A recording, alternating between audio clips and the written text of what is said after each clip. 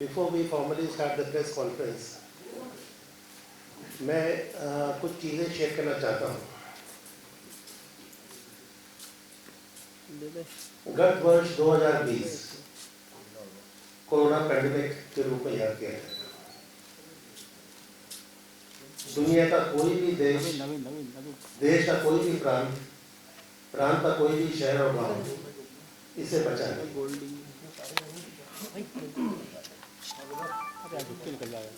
जिस महामारी को हमने इतनी समझबूझ से सामना किया है, अब हम अगले कदम की ओर जा रहे हैं कि महामारी के बचाव के लिए वैक्सीनेशन के लिए हमें गर्व करना चाहिए अपने साइंटिस्ट का दुनिया भर में। मैं यहाँ कहूँगा कि इंडियन साइंटिस्ट तो दुनिया भर में है। उन्होंने पिछले 9-10 महीने में वैक्सीन कैंडिडेट्स ढूंढ निकाले। आजकल साइंस एंड टेक्नोलॉजी तो बहुत एडवांस हो गई है। अगर आप देखें कि दुनिया में कितने देश वैक्सीन डेवलपमेंट में लगे हैं, 5 के आसपास है, जिसमें भारत प्रमुख है, और बाकी जगह भी जहां वैक्सीन बन रहे हैं उसमें भी भारतीय वैज्ञानिकों का योगदान है। वैक्सीनेशन के लिए और वैक्सीन डेवलपमेंट के लिए बहुत ज़रूरी है कि उसका एक ट्रायल हो, और इसी कोशिश में पीपल्स यूनिवर्सिटी का People's College of Medical Sciences का योगदान है। ये हमने एक चैरिटी के रूप में लिया है। मैं आपको यहाँ बताना चाहता हूँ कि देश में 11 प्रांत से सिर्फ 25 मेडिकल कॉलेज इस कोवैक्सीन ट्रायल में इन्वॉल्व है, और हम उनमें से एक हैं। जब हमें यह अवसर मिला तो हमें ये लगा कि हमें भी एक मानव सेवा का चांस मिल रहा है। कोरोना रूपी महामारी को एड्रेस करने के लिए इस यज्ञ में हम भी अपनी आहुति देना चाह रहे हैं। ये अल्टीमेटली जन सेवा के लिए है।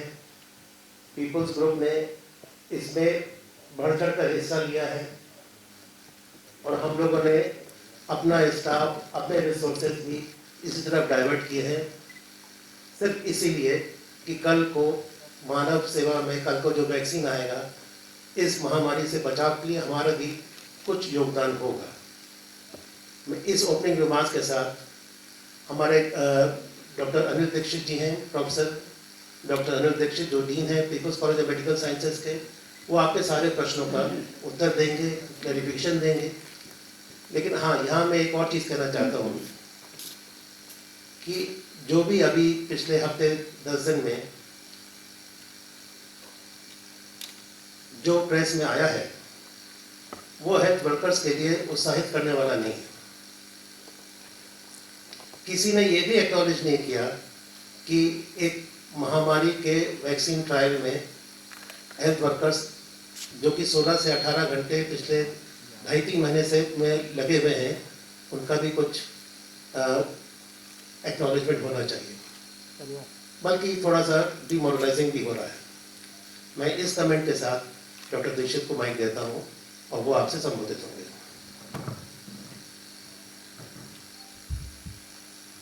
Thank you sir. Thank you sir. Doctor Rajesh Kapoor sir, media के उपस्थित सभी सज्जनों का मैं इस प्रेस कॉन्फ्रेंस में पीपल्स मेडिकल कॉलेज एवं रिसर्च सेंटर की ओर से स्वागत करता हूं।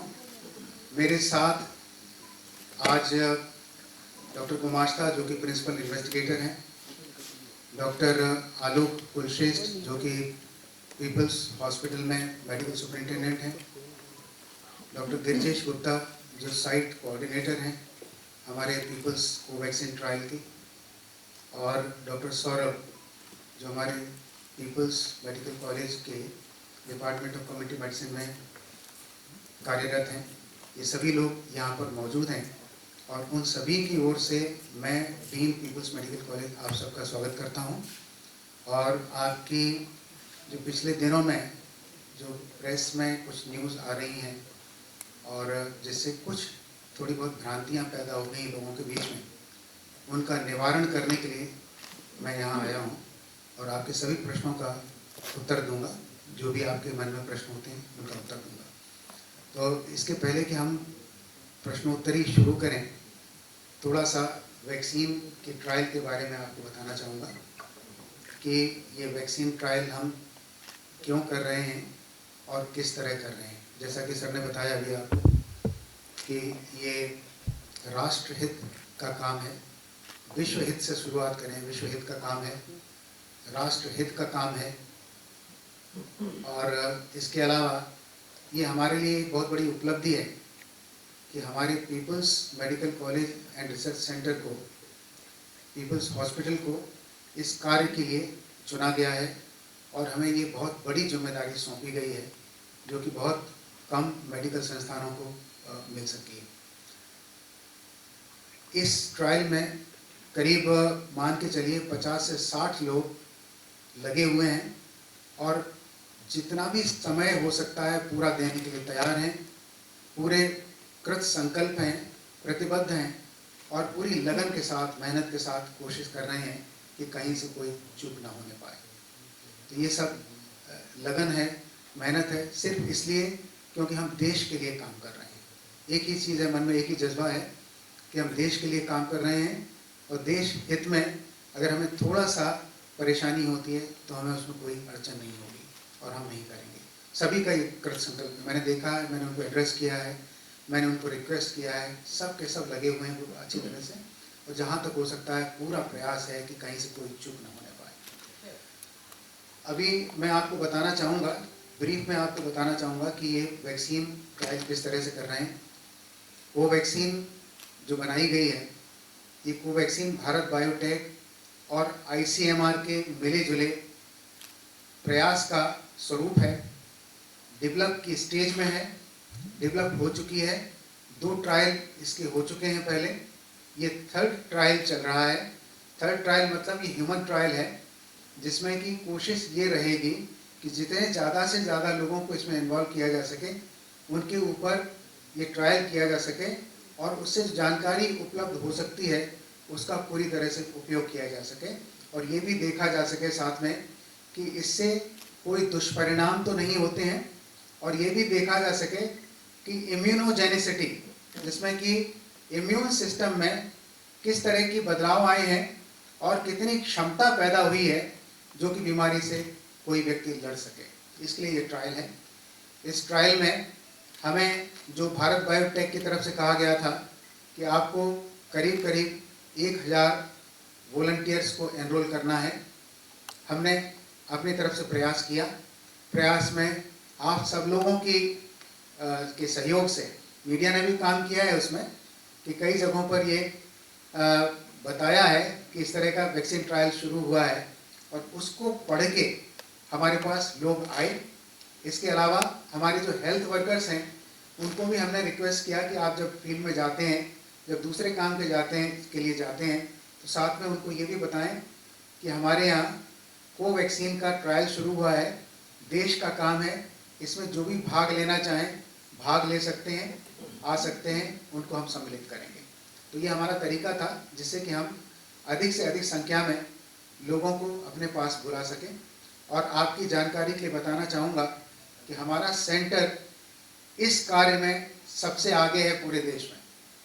1700 से अधिक जो हमने लोगों को एनरोल किया है, इतने लोगों का एनरोलमेंट किसी और सेंटर पर नहीं हुआ है, जो कि हमारे लिए एक बहुत बड़ी उपलब्धि है। और ये सब संभव हो सका है सिर्फ आप लोगों की सहायता से, क्योंकि मीडिया जो चाहेंगे तो खबर को बहुत जल्दी से पहुंचा सकते हैं लोगों को, और वही हुआ है इसमें। अब जब हमने लोगों को यहाँ बुला लिया तो इसमें जो प्रक्रिया है वो संक्षेप में आपको समझाना चाहूँगा। बुलाने के बाद सबसे पहला कोई व्यक्ति जो आता है तो उसको हम सबसे पहले रजिस्टर करते हैं। रजिस्ट्रेशन का तरीका ये होता है कि हम उसके आधार कार्ड के नंबर के हिसाब से रजिस्ट्रेशन करते हैं और आधार कार्ड में जो मोबाइल नंबर रहता है वो हमारा आधार रहता है कि आगे हम इनको कांटेक्ट करेंगे तो इसी नंबर पर कांटेक्ट करेंगे।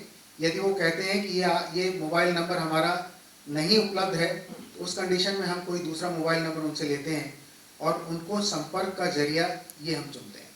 तो पहले रजिस्ट्रेशन करवाते हैं, इसके बाद रजिस्ट्रेशन के बाद दूसरी प्रक्रिया होती है जिसमें कि हम उनका काउंसलिंग करते हैं।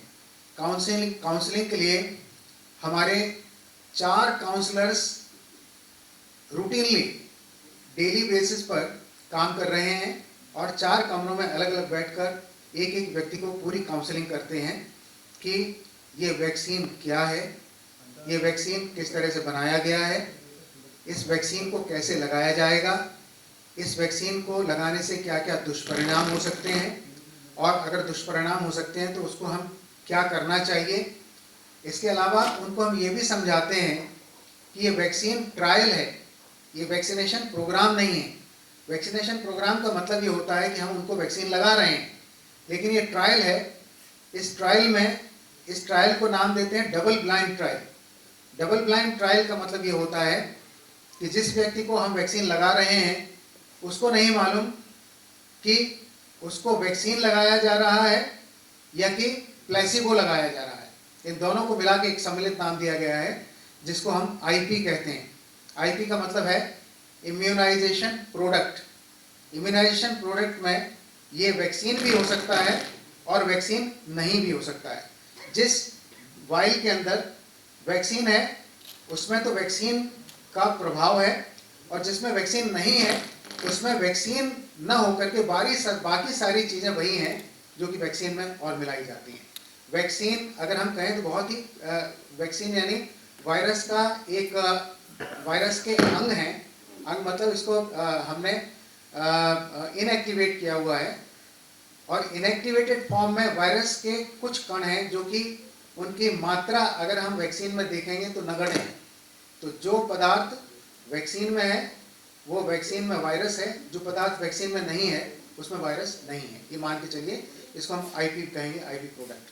तो हम उनको आईपी प्रोडक्ट लगाएंगे और उनको पहले बता देते हैं काउंसलिंग के टाइम पर कि आपको जो आईपी प्रोडक्ट लगाया जाएगा, इस आईपी प्रोडक्ट में वैक्सीन भी हो सकता है और प्लेसिबो भी हो सकता है। तो पहले क्लियर कर देते हैं ये बात, पूरी तरह से सारा सब कुछ उनका डिटेल्स बता करके फिर हम पूछते हैं अगर आप इस जानकारी से संतुष्ट हैं तभी इसमें भाग लीजिए।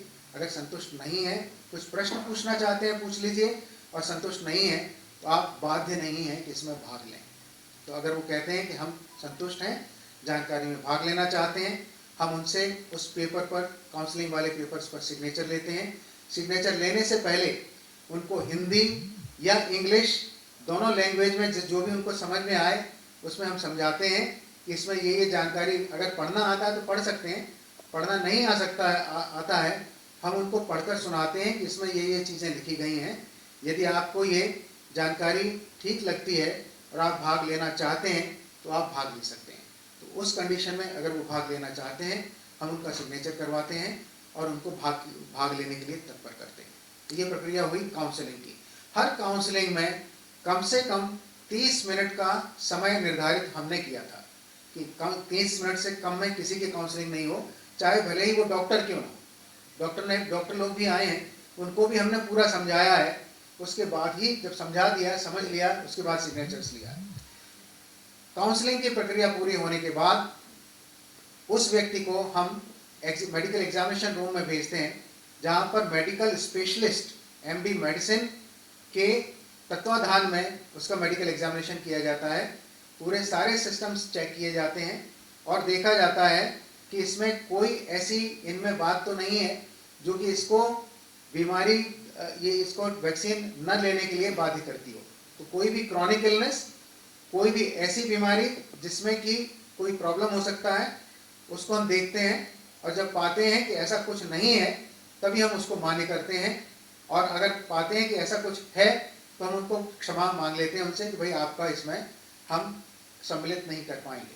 तो इसको हम कहते हैं एक्सक्लूजन इंक्लूजन क्राइटेरिया हमने फिक्स किया हुआ है, किनको इंक्लूड करना है और किनको एक्सक्लूड करना है। तो एक्सक्लूड करने में एक तो all those who are having chronic illnesses, जिनको बीमारियां हैं, क्रॉनिक इलनेसेस हैं, जैसे कि हाइपरटेंशन बहुत ज़्यादा है, कंट्रोल नहीं है, जैसे कि डायबिटीज़ बहुत ज़्यादा है, कंट्रोल नहीं है, जैसे कि ट्यूबरक्लोसिस है, उसकी वजह से अक्षमता है, और भी कई ऐसी बीमारियां हैं उनकी वजह से अक्षमता है, उनको हम इसमें सम्मिलित नहीं करेंगे। तो ये एक्सक्लूजन क्राइटेरिया होता है। एक्सक्लूजन क्राइटेरिया में और भी चीज़ें आती हैं, जैसे कि एड्स, अगर किसी को एड्स है वो भी नहीं सम्मिलित होगा।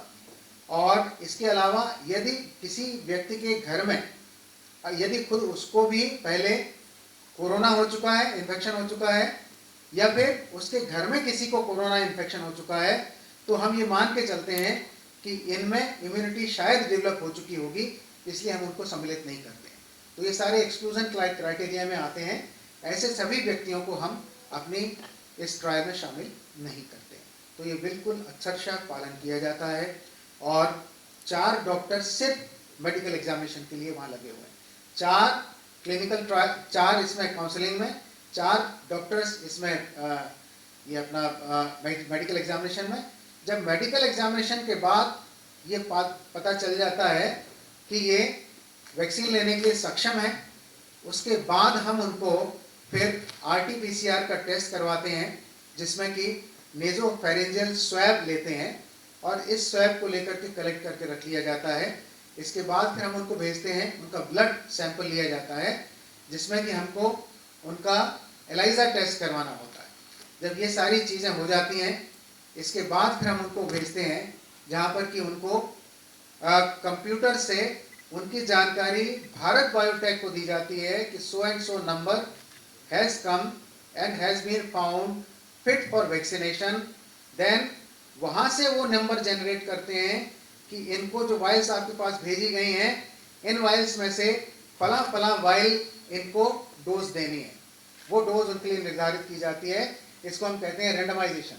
तो रेंडमाइजेशन की प्रक्रिया से हमें ये निर्धारण करना पड़ता है कि इनको कौन सी डोज लगेगी।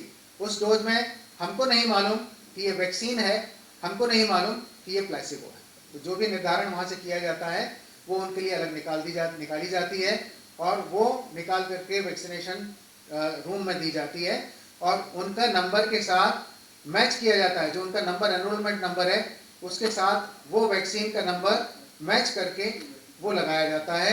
इंट्रामस्कुलर इंजेक्शन लगाया जाता है, 0.5 ml लगाया जाता है, और लगाने के बाद हम उनको करीब आधा घंटे बिठा कर रखते हैं। आधा घंटे से 45 मिनट, जितना भी समय हो सकता है, लगता है कि ठीक नहीं है और बैठिए, तो 45 मिनट तक बिठा कर रखते हैं। इस दौरान अगर उनको कोई प्रॉब्लम नहीं होती है तो ऐसी अवस्था में फिर हम उनको कहते हैं अब आप जा सकते हैं। तो ये सारी प्रक्रिया है वैक्सीनेशन की, जो कि हम इस प्रक्रिया से उनको आने जाने देते हैं। इसके बाद एक बार वैक्सीनेशन हो जाता है, तो वैक्सीनेशन के बाद फिर हम क्या करते हैं, उनका नाम हमारे पास रजिस्टर हो गया, उनका रिकॉर्ड हमारे पास आ गया। लगातार 7 दिन तक हमारी एक टीम, जिसमें के करीब 7 से 8 लोग काम करते हैं, उनका सिर्फ यही काम है कि आप इन लोगों को टेलीफोनिकली पता करिए कि उनको कोई प्रॉब्लम तो नहीं हुई है। So every day continuously for 7 days we are monitoring what is happening to this person who has been vaccinated on this date. ठीक है ना। इसके बाद 15वें दिन फिर हम उनको कांटेक्ट करते हैं कि आपको कोई प्रॉब्लम तो नहीं है, तकलीफ तो नहीं है, और हर 15 दिन के बाद हमें उनको मॉनिटर करना होता है इस तरह से। तो ये हमारा जो कंप्लीट ट्रायल है ये करीब करीब 6 महीने तक चलेगा, और 6 महीने में हम देखेंगे कि इनको कोई प्रॉब्लम तो नहीं हो रही, कोई तकलीफ तो नहीं हो रही, और अगर होती है किसी भी समय अगर ये पाया जाता है कि उनको कोई तकलीफ है, यदि छोटी मोटी तकलीफ हुई, जैसे सिर दर्द हो रहा है या फिर हल्का बुखार है, तो हम उनको वेट करने के लिए कहते हैं। कुछ अगर टेलीफोनिकली हम उनको सलाह दे सकते हैं, सलाह दे देते हैं, और अगर लगता है कि ये कंटिन्यू कर रहा है तो फिर हम उनको कहते हैं कि सेंटर में आप आ जाइए, हमारे जो डॉक्टर्स हैं उनसे हम उनका फिर एग्जामिनेशन करवाते हैं, और जो भी ट्रीटमेंट की ज़रूरत होती है हम उनको पूरा ट्रीटमेंट दिलवाते हैं। तो ये सारी प्रक्रिया है जिसके अंतर्गत हम ये वैक्सीनेशन ट्रायल कर रहे हैं, और हमारी तरफ से पूरा प्रयास है कि किसी भी तरह, किसी भी क्षण कोई लापरवाही नहीं होने पाए। तो personally I am monitoring and my entire team is doing tremendous work, very hard work, and I don't find that there has been any lapse in the system, in the procedure we are following. So now with this information, I open this forum for any questions from my side. 700 रुपए का टीकाकरण group का आप basically जी हाँ जी हाँ, ये 700 रुपए का इम्पैक्ट समझ में नहीं आया बेसिकली आपने इस्लाम एरिया पे गए और वहां से उनको उठा के लेके आए वो थोड़ा सा क्लियर बैठी मैं बता दूं। या ये थोड़ा बताना मुझे रह गया पहले आप अपना इंट्रोडक्शन दीजिए। विवेक पांडे पत्रिका मेरा बस ये पॉइंट था, जो भी प्रश्न पूछें पहले इंट्रोड्यूस करें और फिर प्रश्न पूछें जी, एक एक करके बैठें। देखिए हमारे यहाँ इस तरह का गवर्नमेंट की स्कीम भी चलती हैं, प्राइवेट स्कीम्स भी चलती हैं। गवर्नमेंट की स्कीम जैसे कि आपने जो हम ट्यूबेक्टोमीज करते हैं, वेसेक्टोमीज करते हैं, उसमें हम कंपनसेशन देते हैं। That compensation is for the daily wages, okay. जो आपने दिन का काम अपना जाया किया है, जो आपको उसमें एमोलुमेंट्स मिलने चाहिए थे वो नहीं मिले हैं, तो उसकी ये कॉस्ट एक निर्धारित की गई है भारत बायोटेक और ICMR के द्वारा, और ये हर व्यक्ति को जो वहाँ वैक्सीनेशन के लिए आता है उनको दी जाती है। चाहे वो ब्रिगेडियर साहब भी आए हैं उनको भी हमने दिया है, चाहे वो कोई मजदूर भी आया है उनको भी हमने दिया है, तो सबको ये दिया जाता है। और देने का तरीका ये है कि हम उनको चेक देते हैं 750 रुपीज़ का, और वो चेक से इनके अकाउंट में पैसा पहुंच जाता है। जिन व्यक्तियों का अकाउंट नहीं है बैंक में और कहते हैं कि हम चेक में हमारे कुछ ही काम का नहीं है, उस कंडीशन में हमने प्रावधान रखा है कि उनको हम कैश भी दे रहे हैं।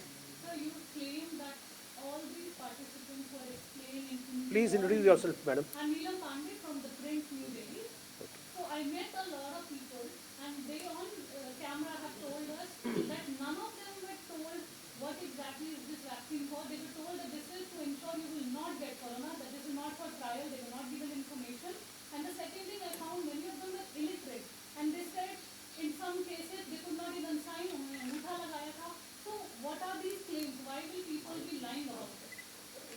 And they had all the paper and documentation that they were part of the trial.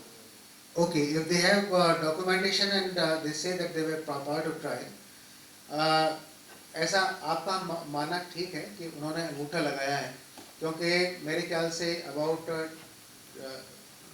अंदाज़न 20 से 25% लोग ऐसे होंगे जो आए हैं जिनको कि लिखना पढ़ना नहीं आता था और अंगूठा लगाया है।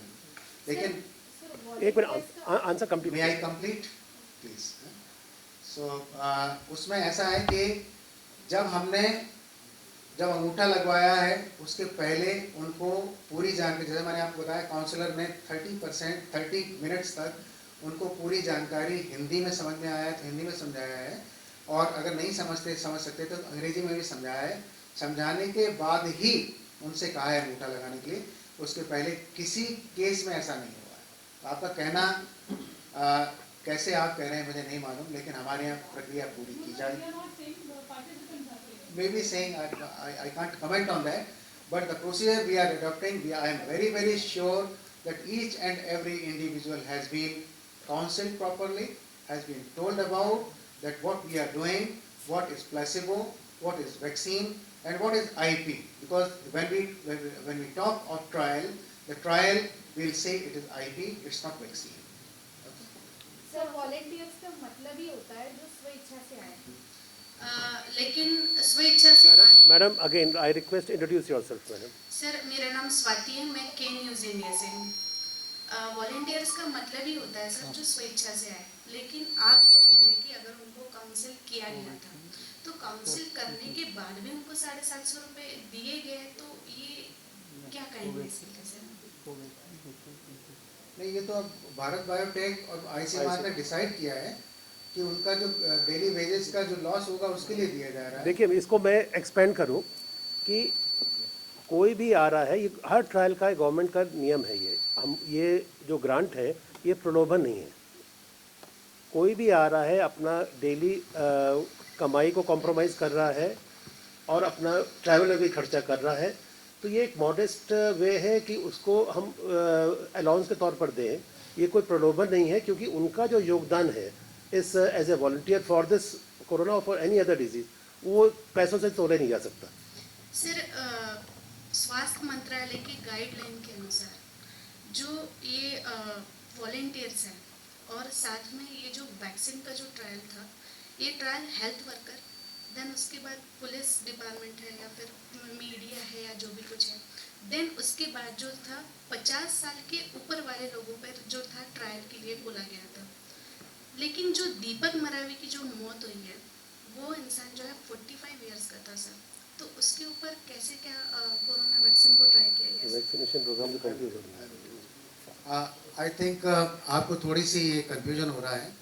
आप जो बात कर रहे हैं वो वैक्सीनेशन प्रोग्राम की बात कर रहे हैं, जिसमें प्रोग्राम में ये कहा गया है कि सबसे पहले हम हेल्थ वर्कर्स को लगाएंगे, जी इसके बाद 50 साल से ऊपर की उम्र 50 या 60 साल से ऊपर की उम्र वालों को लगाएंगे, इसके बाद बाकी लोगों को दिया जाएगा। लेकिन ये वैक्सीनेशन प्रोग्राम नहीं है, ये वैक्सीनेशन ट्रायल है। इस ट्रायल में 18 साल से ऊपर की उम्र के सभी लोगों को वॉलंटरी बेसिस पर हमने इंक्लूड किया है अपनी ट्रायल में, और वो उनकी उम्र 90 साल तक हो सकती है।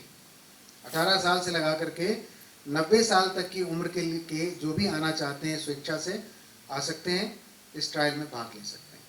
सर मैं नीलम नीति भारत से। सर जैसा कि आपने कहा कि जब वॉलेंटियर को डोज दे दिए जाते हैं उसके बाद आपकी एक टीम है जो उनकी पूरी निगरानी करती है, बट दीपक मरावी के केस में उनके फैमिली का ऐसा कहना है कि डोज देने के बाद हमें कभी फ़ोन नहीं आया, सिर्फ सेकेंड डोज के लिए ही फ़ोन आया था। और सेम जो पहले वॉलेंटियर थे संतोष जी, और उनका भी ये कहना था जब उन्हें सर्दी जुकाम हुआ कि हमें इस दौरान पहला डोज लगने के बाद कहीं हॉस्पिटल से कभी कॉल नहीं आया है कि हमारी हेल्थ की कंडीशन क्या है, और सिर्फ सेकेंड डोज के लिए ही कॉल आया। तो सर ये जो निगरानी वाली प्रोसेस है यहाँ पे क्या लूप होल है, क्योंकि काफ़ी सारे लोग ऐसे कह रहे हैं जो वॉलेंटियर बने थे कि सिर्फ पहला डोज और दूसरा डोज इसी के लिए फ़ोन आया है और निगरानी के लिए कोई फ़ोन नहीं आया है। नहीं, दीपक मरावी का तो मैं खुद मॉनिटर कर रहा हूँ each and everything, and I can say with surety that continuous 7 days he was followed by our team and he himself reacted to it and he said कि मुझे कोई तकलीफ नहीं है 7 दिन तक, मतलब उसको 12 तारीख। सॉरी बीच में इंटरप्ट करूंगा, क्या वो 7 दिन का डेटा उपलब्ध करवा सकते हैं? किस बजे कितनी देर आपकी बात की फोन करोगे? क्योंकि फैमिली लगा अभी कहाँ से करवा दें, हम आपको करवा आप आएंगे तो हम करवा देंगे। परसों जब भी आप जी, पब्लिक पहले मैं इनको जवाब दे लूँ, एक एक करके बोलिएगा तो ठीक रहेगा। तो पहले मैं जवाब दे रहा हूँ इनका। तो 7 दिन तक कंटिन्यूसली हमने उनको मॉनिटर किया, उनसे पूछा, उन्होंने खुद स्वयं कहा कि मुझे कोई तकलीफ नहीं है। इसके बाद 21 तारीख को फ़ोन आया था हमारे पास 4 बजे उनके बेटे का, जिसमें कि उन्होंने बेटे ने कहा कि मेरे पापा की अनफॉर्चुनेट डेथ हो गई, हम सब इसके लिए सहानुभूति रखते हैं, तो उनकी डेथ हो गई। ये हमारे पास इन्फॉर्मेशन आई। सर मैं जितेंद्र शर्मा न्यूज़ नेशन से। जी, पूरे एक हफ्ते के अंदर जो भी सब कुछ चला, देखा कि दीपक मरावी की मौत हुई है। पहले ये भी आरोप लगे कि कई लोगों की तबीयत भी खराब हुई है, लेकिन सबके बीच में कहीं ना कहीं लोगों का ये भी कहना है कि कुछ गैस पीड़ित संगठन के लोग थे जो उनके साथ लगातार मौजूद रहते थे। तो क्या कोवैक्सीन का जो ट्रायल चल रहा था उसको एक बदनाम करने की साजिश आप उसको मानते हैं, फिर क्या समझते हैं? बदनाम करने की साजिश है या नहीं, मैं तो कुछ कमेंट करूंगा नहीं। मैं तो अपना काम कर रहा हूं और हम लोग पूरी टीम लगन के साथ काम कर रहे हैं। कोई बदनाम करना चाह रहा है या कर रहा है, हमें इससे फर्क पड़ता नहीं है। एक एक करके भाई साहब, एक एक आपको भी टर्न आएगा, है ना। तो इसमें हमें कोई फर्क पड़ता नहीं, हम अपना काम करेंगे। और बदनाम करना चाहते हैं बदनाम कर लीजिए, लेकिन पूरी लगन, मेहनत, डेडिकेशन के साथ काम कर रहे हैं। हम जानते हैं हम कर रहे हैं। सर मैं विजय पहले सिंह मैं बघेल उनसे पूछ लेता हूँ, आपको सवाल कर रहे थे। जी हाँ, बदनाम कर रहे हैं, न्यूसेंस क्रिएट कर रहे हैं, लेकिन ये लीगल तौर आप उसको लीगल कोर्स क्यों नहीं ले रहे? हम क्यों लेंगे लीगल? हमने कुछ गलत किया नहीं, हम क्यों लीगल लेंगे? वो लोग लेने लीगल नहीं। If they are defaming, they are finding some faults, they should take legal action. Why should we take? हम तो अपना काम ईमानदारी के साथ कर रहे हैं। हम श्योर हैं कि हमने कुछ इसमें गलत नहीं किया है। हम क्यों लीगल करें?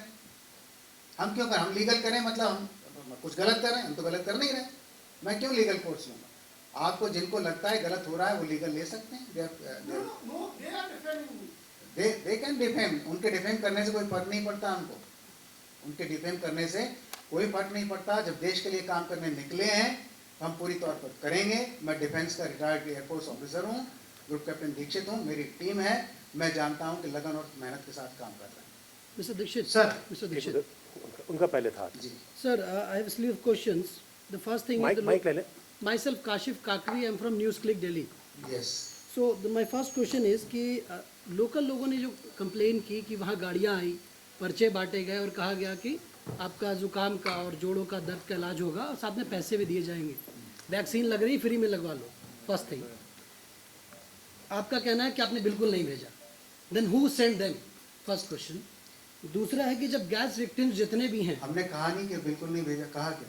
हाँ सर, आपने कई बार जब हमारी फ़ोन पे ही बात हुई, उस दिन जब मैं मिलने भी आया था, आपने कहा जी था कि नहीं, मैंने ये कहा मेरे हेल्थ वर्कर जाते हैं, वर्कर्स field गए में। थे, नो हाँ। व्हीकल हैव बीन सेंड, हैं? नो Vehicle, व्हीकल्स हैव हाँ, बीन नो व्हीकल। तो आप क्यों कह रहे हैं नहीं भेजा? भेजा हमने। हम भेजा मतलब हमारे हेल्थ वर्कर्स गए, हमारे हेल्थ वर्कर्स जाते हैं रेगुलरली, गए इसलिए नहीं, सिर्फ हमारे हेल्थ वर्कर्स रेगुलरली जाते हैं आसपास के एरिया में to ask them about the health care. उनका कहना है सर पर्चे बांटे गए जिस पे लिखा हुआ था गठिया का इलाज, क्योंकि वो लोग बहुत गरीब हैं, उनको पता भी नहीं है। पीले कलर के पर्चे थे, कहीं गुलाबी कलर के बटे हैं, हाँ। उस पे गठिया का इलाज, जोड़ का, जुकाम का आपका फ्री चेकअप होगा, 750 मिलेंगे, हॉस्पिटल आओ, पहली थी एक बात। दूसरा, जितने भी गैस विक्टिम्स हैं वो किसी न किसी बीमारी से जूझ रहे हैं, मोस्टली रिस्पायरेटरी इशूज से। जब वो ऑलरेडी उनके साथ इशू है तो उनको क्यों कंसिडर किया गया as a participant? My third question is, जो आज प्रेस कॉन्फ्रेंस आप कर रहे हैं उसकी डेथ 21 को हुई थी, this we can do on 22 और 23rd, तो ये इशू ही नहीं आता। So why there is need of press conference today? Okay. I'll give you answer one by one. Yeah. Your first question was that this was advertised there as गठिया का इलाज कर रहे हैं, वो कर रहे हैं। तो गठिया का इलाज कर रहे हैं से वैक्सीन लगाने से तो मुझे तो लगता कोई रिलेशन इसका लगता नहीं। Then who send them sir? गठिया का इलाज के लिए कहाँ है? Who sent them sir? Who send them? भाई वो लोग जा रहे हैं, मैं बता रहा हूँ, फिर भी हमारे हेल्थ वर्कर जाते हैं, रेगुलरली जाते हैं। इट्स नॉट कि अभी जा रहे हैं वैक्सीनेशन ट्रायल के लिए, वो जाते हैं। अगर उनको लगता है कि गठिया का इलाज इसको ज़रूरी है तो बताएंगे कि हाँ भाई आप आ जाओ, गठिया का इलाज करवाओ। साथ में ये भी जानकारी बाकी लोगों को दे रहे हैं कि हमारे यहाँ वैक्सीनेशन ट्रायल चल रहा है, अगर आप इसमें पार्ट लेना चाहते हैं तो आप पार्ट ले सकते हैं। और ये भी बता रहे हैं कि इसके लिए आपको 750 रुपीज़ का कंपनसेशन मिलेगा, लेकिन वैक्सीन तब लगेगा जबकि आपकी जांच करके, पूरी जांच करके पाया जाएगा कि आप इसके लिए स्वस्थ हैं लगवाने के लिए या नहीं, ये भी बता रहे हैं। आपका पहला प्रश्न हुआ। दूसरा प्रश्न आपने क्या किया कि गैस विक्टिम्स जब already they are suffering from multiple issues, mostly from respiratory issues. Alright, so when they are coming here they are counselled, during counselling whatever I said, it is being told to them. Thereafter they are examined medically. If we find there is any chronic illness in that condition, we are excluding from the study. They come under excluding criteria and we are not including them. Sir as far as I can see, मैं 2 दिन पहले आया था, test लिया गया, उनका blood test लिया जाता है, कोरोना का टेस्ट कर लिया जाता है सैंपल, उसके बाद वो प्रोसेस में आ जाते हैं। 2 दिनों बाद, जैसा अब गुड्डू के मामले में हमने देखा कि 2 दिनों बाद उसको बताया गया कि वो कोरोना पॉजिटिव है, उसको वैक्सीनेशन लग गई। तो ये चेकअप के बाद क्यों नहीं दिया जा रहा? चेकअप के पहले ही सब कुछ कर दिया जा रहा है एक दिन में, उसके बाद रिपोर्ट सारी आ रही है। आपका कहना दुरुस्त है, लेकिन बात यह है कि RT-PCR टेस्ट ऐसा नहीं होता कि हमने टेस्ट लगा दिया 1 घंटे में रिजल्ट मिल गया। इट टेक्स टाइम, इसमें 24 घंटे का टाइम रहता है, 24 घंटे के बाद रिजल्ट मिलता है। लेकिन जो हमको निर्देश प्राप्त हुए हैं ICMR से, उनके हिसाब से हमको उसी दिन पूरी प्रक्रिया समाप्त करनी है शाम तक। और ये जो RT-PCR टेस्ट कर रहे हैं ये हम सिर्फ इसलिए कर रहे हैं ताकि हमको ये पता रहे कि इनके अंदर पहले से इन्फेक्शन हो चुका है और दूसरा डोज हम उनको नहीं लगाएं। ये ऐसा है। ठीक है, ठीक है सर, मैं विजय सिंह बघेल, प्रदेश टुडे न्यूज़पेपर से। मेरा ऐसा कहना था सर कि भोपाल जिले की आबादी लगभग 29 लाख है। जी हाँ। तो ज़्यादातर ये एक सवाल उठ रहा है कि जो गैस पीड़ित कोमॉर्बिडिटी से और तमाम सारी बीमारियों से जूझ रहे हैं, तो वैक्सीन के ट्रायल में गैस विक्टिम्स की जो पॉपुलेशन है उनको टारगेट क्यों ज़्यादा किया जा रहा है इसके लिए, जबकि शहर में बहुत बड़ी आबादी रहती है, उन लोगों को टारगेट किया जाना चाहिए था जो लोग लिटरेट हैं, पढ़े लिखे हैं, समझते हैं। तो आज ये सवाल पैदा नहीं होता। इसमें देखिए, भारत बायोटेक वालों ने हमको कहा है कि आपको ये information by word of mouth भेजनी है, ठीक है ना।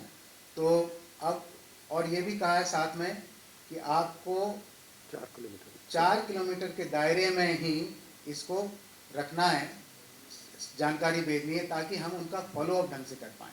क्योंकि अगर हम किसी को लेते हैं जो 15 किलोमीटर दूर रहता है और उसको फॉलोअप करने के लिए कहेंगे तो उतनी जल्दी नहीं आ पाएगा। तो 4 किलोमीटर के दायरे में अब वो ऐसा कह लें कि भाई ये this is just by chance कि हमारा मेडिकल कॉलेज और हमारा हॉस्पिटल उसी एरिया में पड़ता है जहाँ की गैस विक्टिम ज़्यादा रहते हैं, तो इस कारण से ही हुआ है ये कि गैस विक्टिम्स या फिर वो लोग जो इस एरिया में रहते हैं उनकी संख्या थोड़ी ज़्यादा है बाकी लोगों से। लेकिन ऐसा नहीं है कि सिर्फ गैस विक्टिम को ही हमने टारगेट किया, टारगेट हमारा कुछ नहीं, सिर्फ वॉलंटरी है, हमने वर्ड ऑफ माउथ से भेजा है, जिसको भाग लेना है स्वेच्छा से वो आएँ और भाग लें। तो उसमें से ज़्यादातर लोग यहाँ से आ पाए हैं, बाकी हमारे यहाँ दूर दूर से भी आए हैं और 15 किलोमीटर वाले भी हैं, कोई हैं जो कि बाहर से भी आ गए हैं। हालांकि हमको कहा गया था बाहर से जो आए उनको नहीं लेना है, लेकिन उनका घर यहाँ भी था तो उन्होंने घर का एड्रेस यहाँ का दिया है, रहते हैं विदिशा में, रहते हैं रतलाम में, वहाँ से भी आ गए, लेकिन एड्रेस जो दिया था क्योंकि वो दिया था उसको हमने मान्य करते हुए उनको भी शामिल किया है। तो ऐसा नहीं है कि 4 किलोमीटर के एरिया से ही हैं, काफ़ी कुछ लोग हैं जो कि पूरे शहर से हैं, लेकिन जो पूरे शहर से हैं उनकी संख्या उतनी नहीं है जितनी कि यहाँ के लोकल लोगों की। सर मैं शफीक हूँ दैनिक जागरण से। मेरे 3 छोटे छोटे सवाल हैं। पहला, जो आईपी आपने बताया वो डिकोड कब होगा? फर्स्ट। दूसरा, क्योंकि डेथ हो चुकी है तो शायद उसको डिकोड कर देना चाहिए। दूसरा, आपको तो शायद 21 तारीख को पता चल गया था कि दीपक की डेथ हो गई, आपने भारत सरकार को और जिम्मेदार एजेंसियों को कब बताया कि एक डेथ हुई है?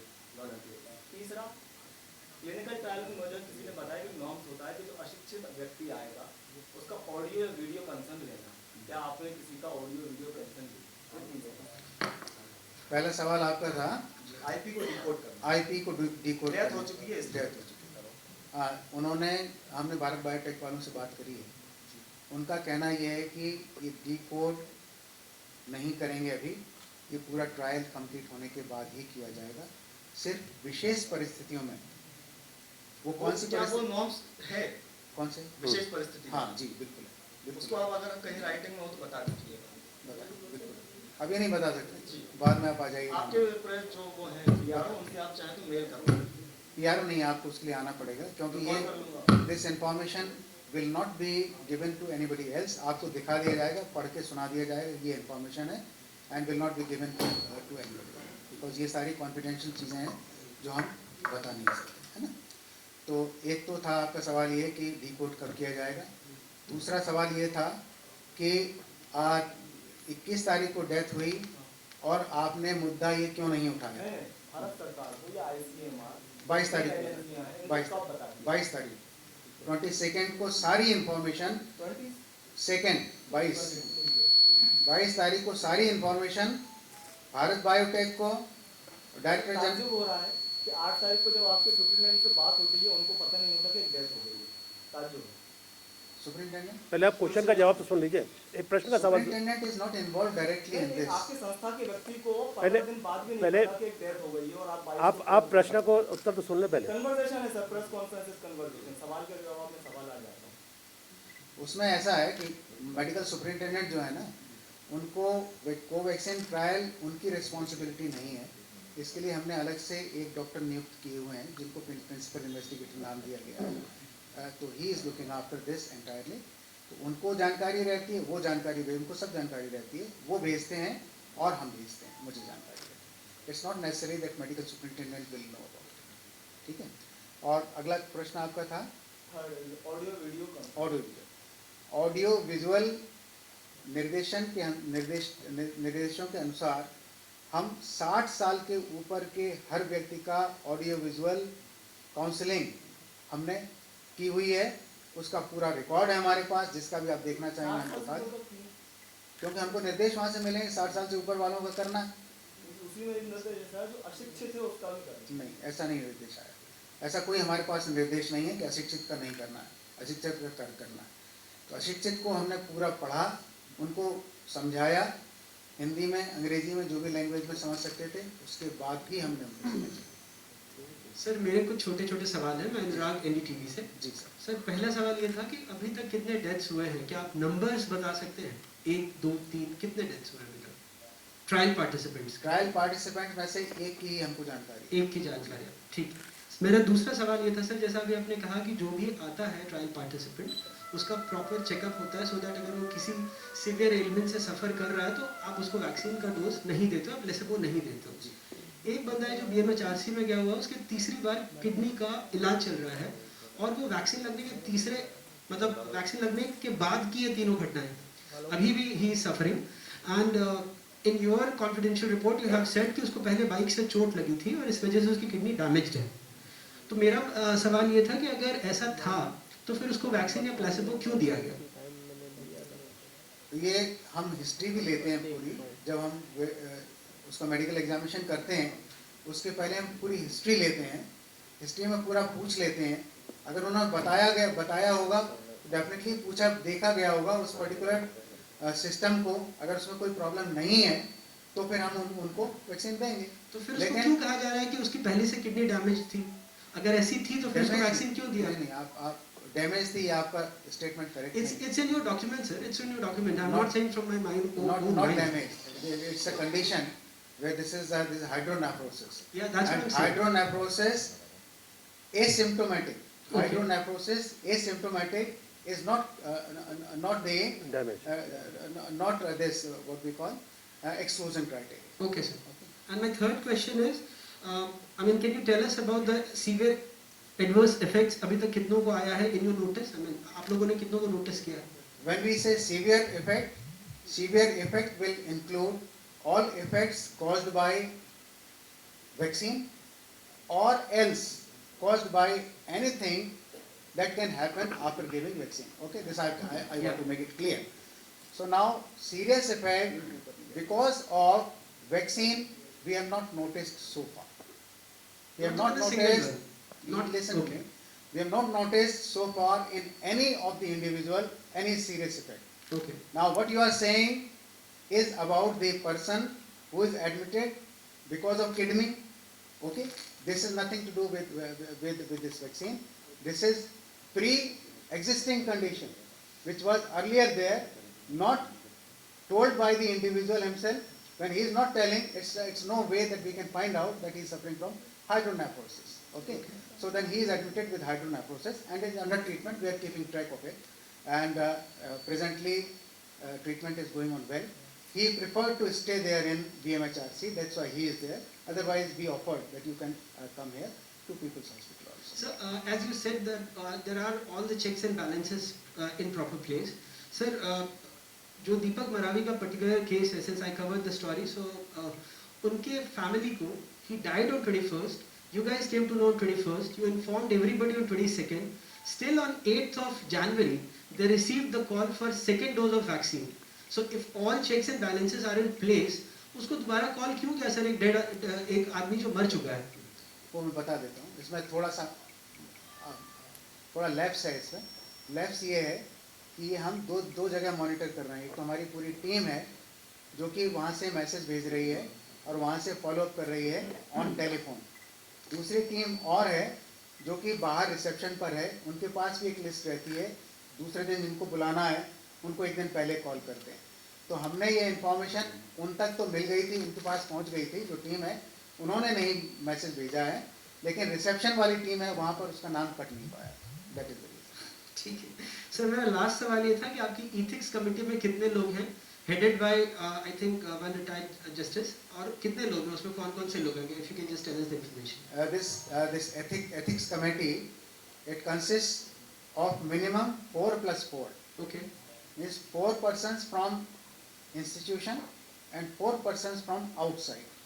So we have now at present 9 persons, 5 persons from outside and 4 persons from institution. Sir, institution से कौन-कौन है? My quick question.